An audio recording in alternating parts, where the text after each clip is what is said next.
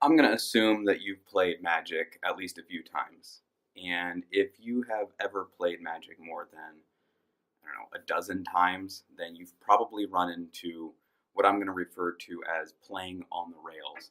I highly doubt I'm the first person to come up with this phrase. And if I am, then cool. If I'm not, then credit to wherever credit is due. What playing on the rails is, for the purposes of this video, is getting stuck in a train of thought and being unable to change when you see that the bridge is out ahead. Or, more likely, the reason you don't change rails is because you didn't see that the bridge was out ahead. What the heck does that mean in terms of Magic? Let me give you a concrete example. Recently I was playing against a Golgari mid-range deck, and there were some Explore creatures in that deck. Jadelight Ranger, Seeker Squire, Merfolk Branchwalker.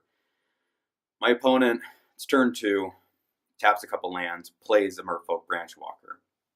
I was playing a deck with blue in it, and so my opponent paused to make sure that it resolved, wondering, do you have, I don't know, maybe you have an Essence Scatter, maybe you've got something else, a Thought Erasure, I'm sorry, not a Thought Erasure, a Sinister Sabotage, or an Absorb. Maybe you've got something to counter this. Do you? Do you have the means to counter this? Do you want to respond to it?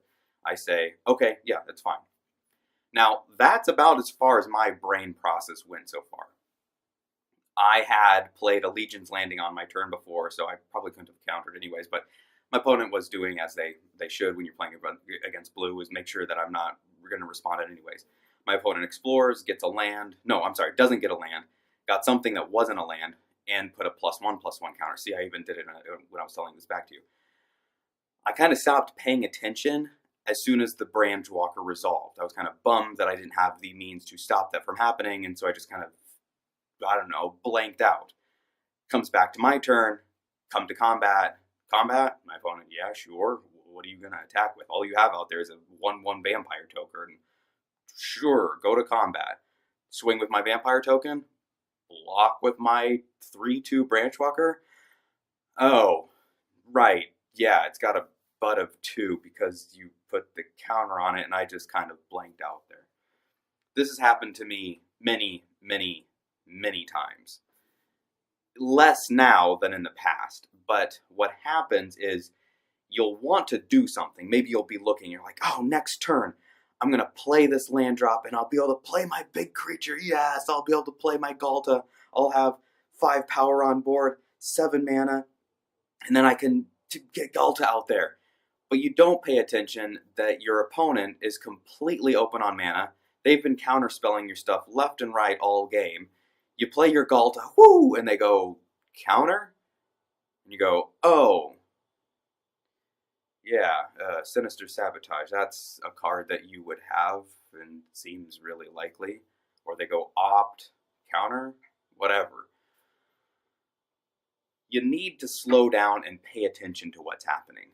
What is in front of you? Something I would recommend you do. If it's not your turn, set your cards down. Watch your opponent. Really pay attention to what they're doing. Did they play a land?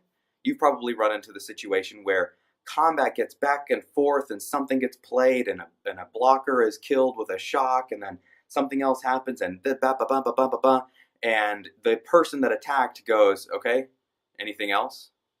And you go, what do you mean anything else? It's your turn. You're the one that attacked me.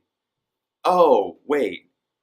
Yeah, remember, you had those 4 creatures and you attacked, and then I did a Settle the Wreckage, but then you countered it, and then I opted, and then I countered, and then you da-da-da-da-da, and then you returned that one to your hand, and oh, that's right, it is still my turn. Oh, okay, second main, play a land. Nope, you already played a land. Remember, you played the shock land, pinged yourself for 2, which is why you were able to play the da-da-da, da-da-da-da-da-da. Oh, yeah. Watch your opponent. If you're doing this, and your opponent's off doing their thing, and you just go, yeah. They might be doing all kinds of shenanigans. Now, I'm going to assume that most people are not pulling fast ones on you, drawing extra cards, or untapping things, and just putting cards down on the board that shouldn't be there.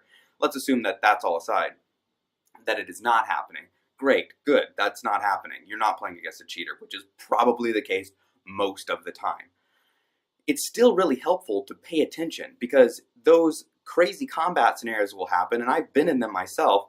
And then the person whose combat it is, whose turn it is, will go to their second main. They go, "Oh, gee, did I play a land this turn? I can't. Let's see. I had 5 out. How many do you have?" I always thought that was a funny question because that assumes that I remember how many I played. Did I miss a land drop? Did I play one on turn 3? I don't know that I did. Maybe I did. I don't remember. How many lands do you have? What does that matter? I missed 2 land drops. Does that mean you should put 2 back into your hand? I don't understand.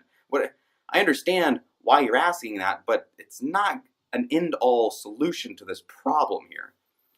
So before you set your cards down and pass your turn, pay attention to what things you have. You got a treasure map? Okay, so you can respond with that. That's something that you can do. That's instant speed. You have an opt and you have nothing else. Okay, so you've got 2 things that you can do at instant speed besides just tapping mana willy-nilly for no purpose, which I don't know why you would do. But so you've got 2 things. You do not need to sit there looking at your cards over and over and over and over. The branch walk you can't play.